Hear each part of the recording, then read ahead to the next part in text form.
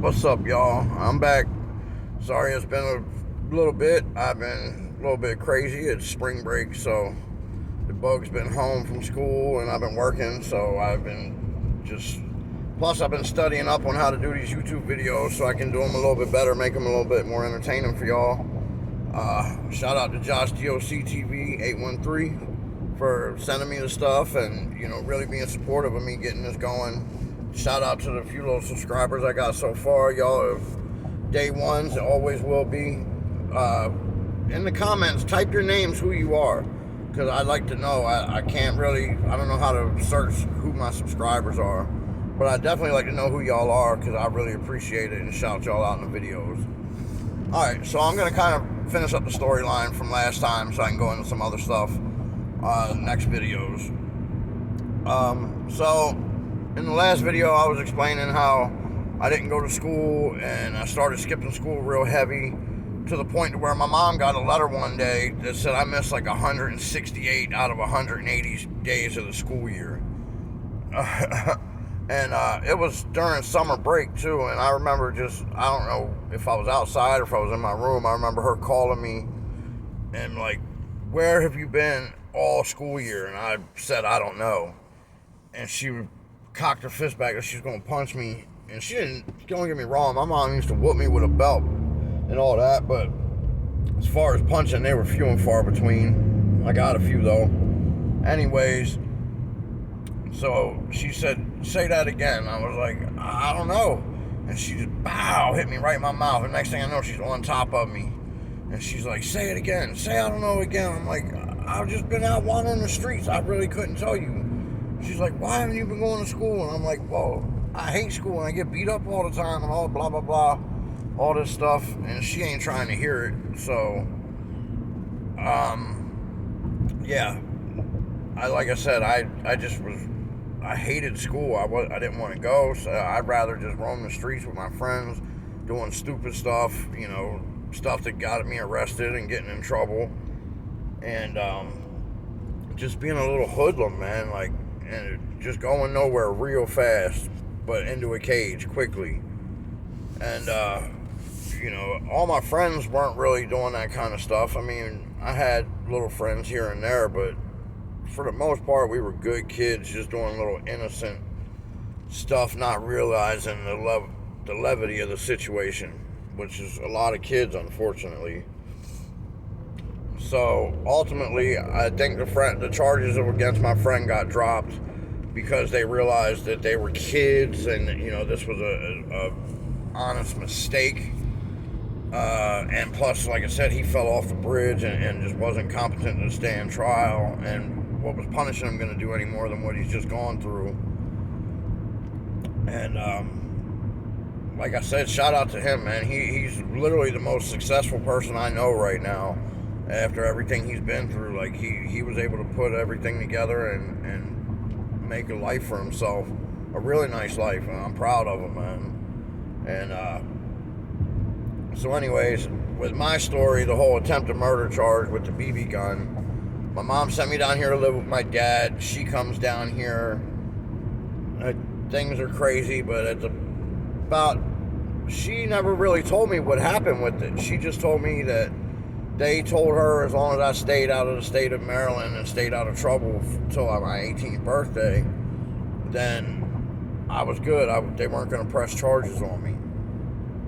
So I'm assuming they saw, what that was for what it was too, to make that decision.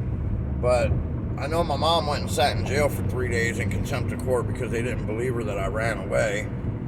So, and I didn't know that until years later. Like, she never really told me that, and if she had, I might have gave her a little bit more respect, but I didn't.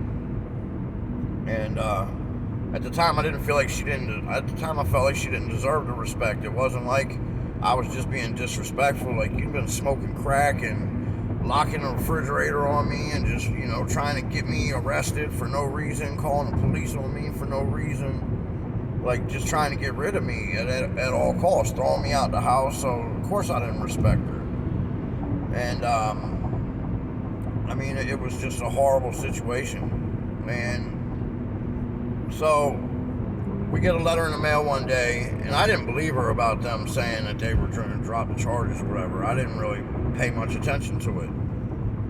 And we get the letter, and I look at the letter, and it's from the state of Maryland, the prosecutor, and it says, you know, the charges, and that's the first time I saw the aggravated assault and battery with intent to kill. I had never really knew that part until I saw this letter. And I'm like, holy crap. My mom's like, do you see this? This says intent to kill. That's attempted murder. And I'm like, yeah, holy crap. And yeah, that's what it said. So I obviously stayed out of Maryland and didn't go back. But I did my fair share of getting in trouble down here in Florida, which is where I'm leading into.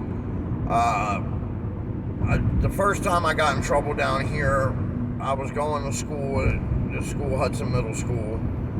And I didn't really, I fit in, but I didn't fit in. I didn't like it. I felt weird. Like, these kids were all either preppies or rednecks and didn't at all relate to the hoodlum gangster kid from Baltimore that dressed like Eminem, basically. I got called a wigger so many times, it was ridiculous. And I'm like, y'all realize what y'all are saying when y'all say that, right? You say you're not racist, but you're calling me a white nigger.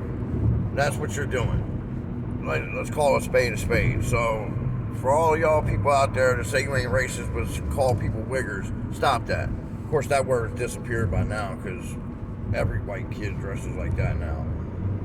But they didn't back then, believe me. I was a pioneer, especially in Moon Lake. When I first moved to Moon Lake in the early 90s, mid-90s, they literally, Moon Lake Road had a sign on it that said, adopted by the Knights of the Ku Klux Klan. Now, anybody out there that knows it's actually the Ku Klux Klan. It's not the Ku Klux Klan. But it was always hilarious to me that these idiots spelled their own organization wrong. And the sign was out there for a while. And I would laugh at it and I would show it to people. And you could hear the Klan rallies in the woods at night. Like, they were out there for sure. And I never really saw one, to be honest with you, but they definitely, didn't make it. They made it known that they were welcome there, the neighbors. Like, it was that type of place. Craziness.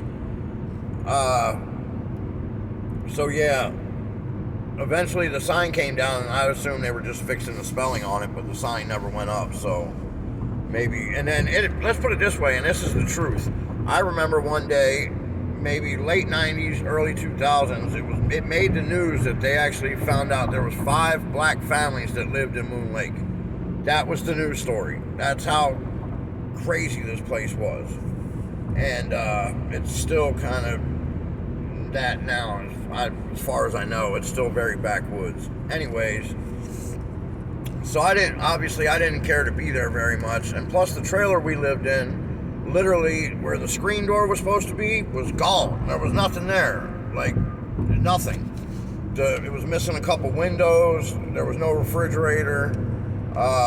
In order to take a bath, which that's all there was a bath, no shower, you had to go outside. And I don't remember if it was to turn the water on, to turn the hot water heater on, but for some reason I remember you had to go outside and hook up something to the pole and then wait till Christmas for this tub to fill up and barely get a warm bath. It sucked, especially in the wintertime. So I didn't want to be there. And some shit had happened with my dad, and I didn't want to be with my dad either, so I just ran the streets. I would say that my third option was going to the detention center, but I never planned on going to the detention center. I didn't want to be there at all either. So ultimately, my mom ends up kicking me out again, because the first time she kicked me out was over the dollar. And I'll go that route. She kicked me out over the dollar, and I had to call my ex-girlfriend, who I told you at the time was 20. I was 15, maybe 16. And she called her. I called her and was like, look, my mom kicked me out. I don't got nowhere to go. She had moved back to Orlando by now because, to be honest with you, I was a young punk kid and I didn't know how to handle a relationship, and I was violent with her. And I hate myself to this day for it. I changed myself from it. And I haven't even thought of raising my hand to a female since I was 16 years old. But to be honest, that's the truth, and I feel terrible for it. Like, I was insanely jealous. I was insecure. I didn't understand why she wanted to be with me. I thought she was so pretty. Why would she want to be with me? I'm just this kid, and she cheated on me with one of my friends, and it was some craziness.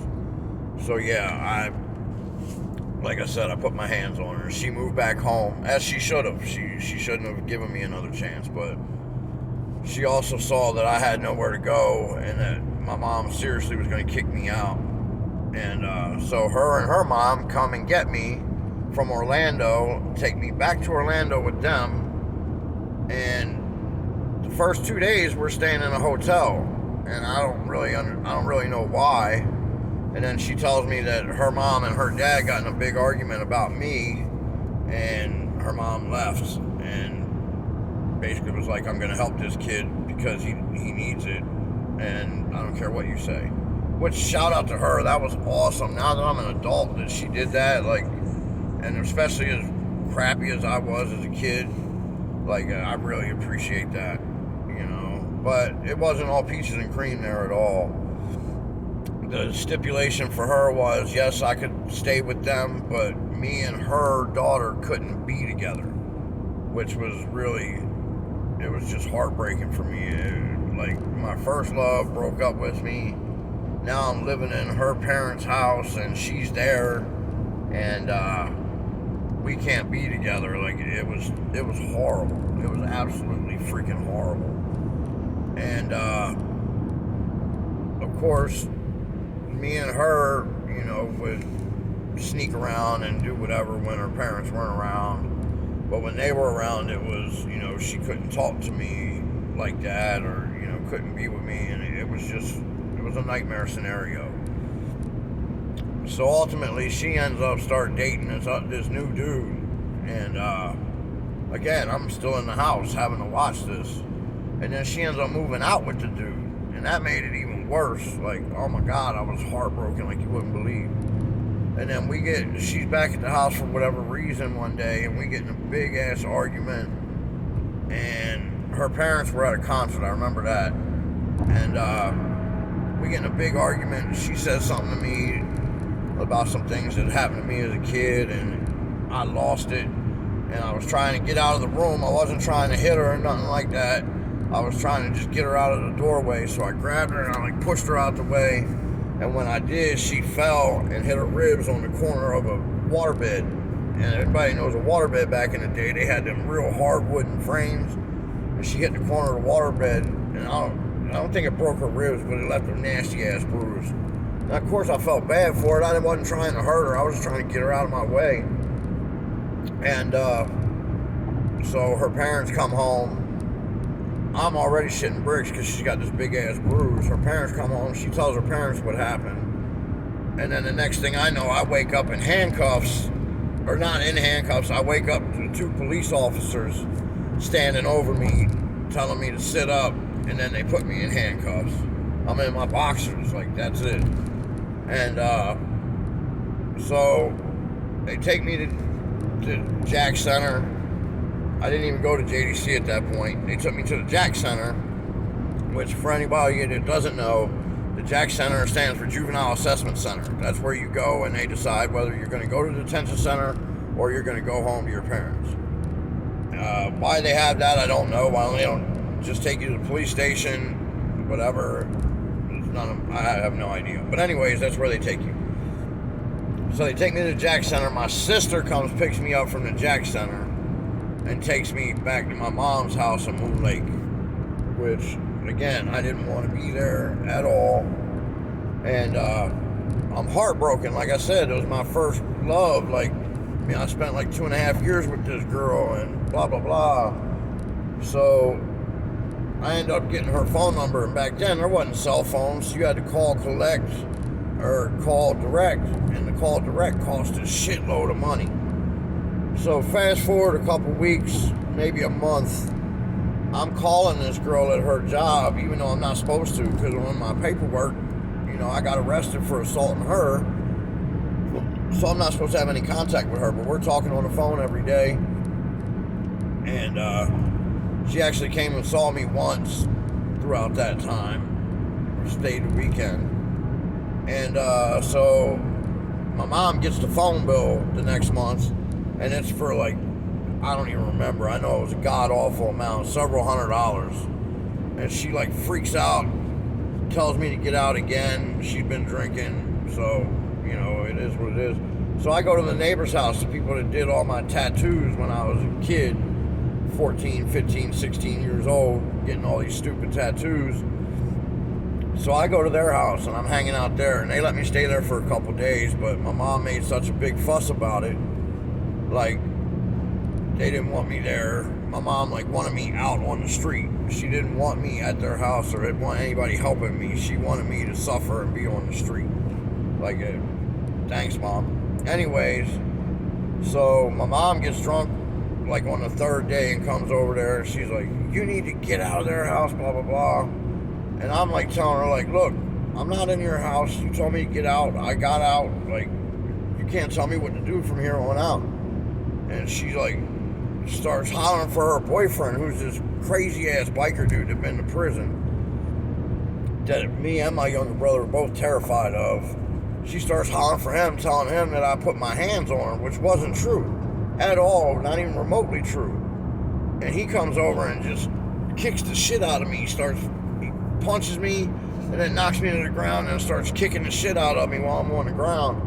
And I'm like telling him, like, yo, Dale, I didn't touch her, man. I didn't touch her, blah, blah, blah. And he's like, you need to get the fuck out of here, boy. And then so the people I was staying with after that just happened in their front yard. They're like, look, you can't stay here. I'm sorry. You got to go. So I grabbed my little bit of clothes, like literally 2-3 shirts and like 1 or 2 pairs of shorts. And that was about it. And I hit the road. And their oldest daughter, shout out to Colleen, came with me and was like, look, I can't leave this kid out on the street by himself. You know, he can't. He ain't gonna survive. So then we spent that night in the woods. Nothing happened between us, and she had her long-term boyfriend. She just hung out with me to keep me company, and it got cold as shit, to the point where we actually started a fire, and the only thing I really had to keep the fire going was my clothes that I had, so I burnt my clothes.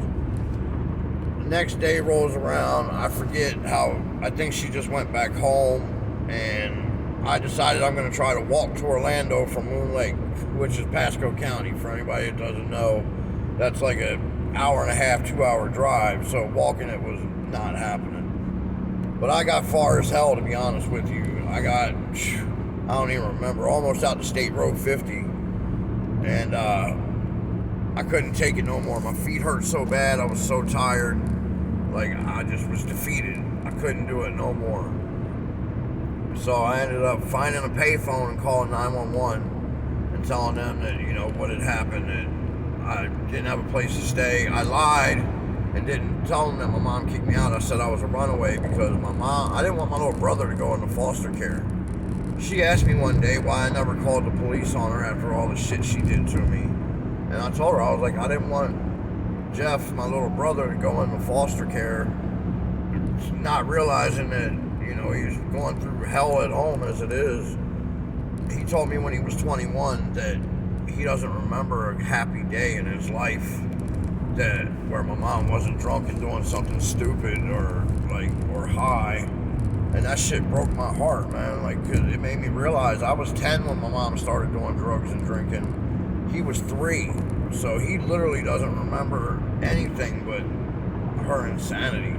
Poor kid. And it made me cry. I begged him to, like, please don't think that, you know, the horror that we've grown up in is what life is all about. There's so much more to life. Like, don't let yourself get trapped in that. And, you know, it was always my goal to try to uplift him and not have him squander in that misery. So anyways, but I call the police, they come get me, they take me to what's called, I forget the name of it, but it was a little home for runaway kids and people who parents didn't want them because they were getting in trouble. And actually it's supposed to be like anonymous, not anonymous, but they're not. People aren't supposed to know where it's at because it's a shelter for kids. Some of them are abused, so their parents can't know where they are. So I'm not exactly going to put out the location. But the police took me there, and I actually ended up having a court date 2 days later. And I went to the court date.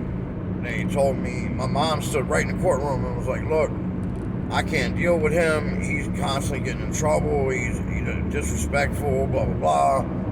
And she's like, I don't want him to come back home with me today. And the judge is like, well, we'll send him to Boys Village, which I didn't know what Boys Village was. I just knew it was a program out there. And they're like, we'll give him 14 days in JDC for Boys Village to come get him. And then if he doesn't come get him, we'll review the hearing at that point.